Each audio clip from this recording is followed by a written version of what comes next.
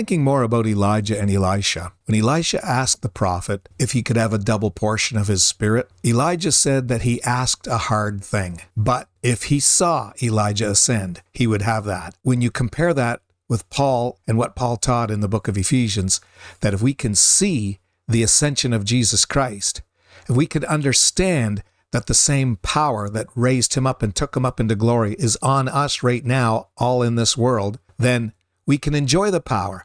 But it's like Peter said about Paul's ministry. He said, Paul wrote things that are hard to be understood. Some things are hard to be understood. And I believe that's what Elijah was trying to get across to Elisha. It's possible, but it's a hard thing. In 1 Corinthians chapter 2, the Bible talks about the natural mind. It can't receive the things of the Spirit. The natural mind isn't able to discern or judge those things. But God gives us his Spirit, and a spiritually minded man is able to judge all things. And the actual term means to discern.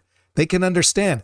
Paul talked to the Hebrews in Hebrews chapter 5, where we read that those Hebrews should be teaching other people, but they still had need of milk, and strong meat belongs to them that are of full age.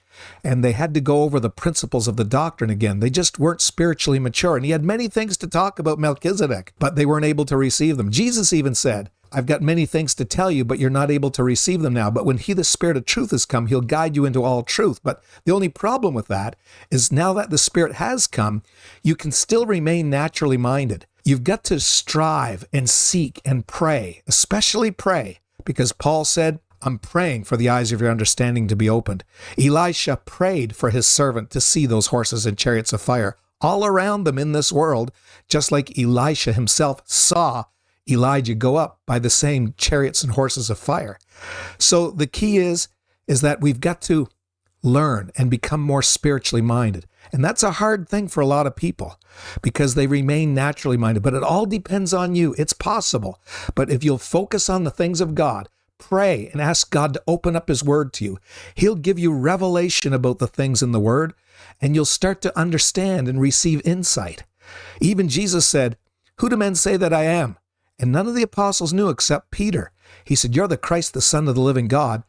Blessed art thou. Flesh and blood has not revealed this to you, but my Father. God wants to give us revelation, but it won't be possible if we remain naturally minded. There's power over us ever since we've been saved, but if we don't understand it, we'll never enjoy it.